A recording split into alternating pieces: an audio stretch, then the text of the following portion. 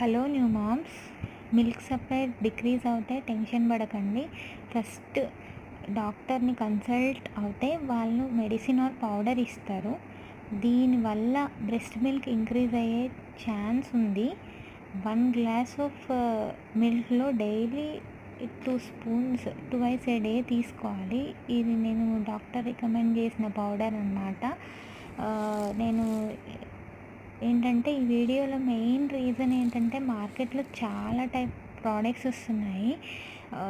ఇవి మాత్రం ఏది పడితే అది యూజ్ చేయకండి. డాక్టర్ని కన్సల్ట్ అయ్యి, గైనకాలజిస్ట్ని కన్సల్ట్ అయ్యి ఏ ప్రోడక్ట్ యూజ్ చేయాలనేది ఈ మిల్క్లో వేసుకునే ఈ పౌడర్ గురించి అడిగి తెలుసుకొని యూజ్ చేయండి. ఏది పడితే అది మార్కెట్లో చాలా అవైలబుల్ ఉన్నాయి, బట్ అవి యూజ్ చేయకపోవడం మంచిది. డాక్టర్ చెప్పింది వాడడం సేఫ్ అన్నమాట.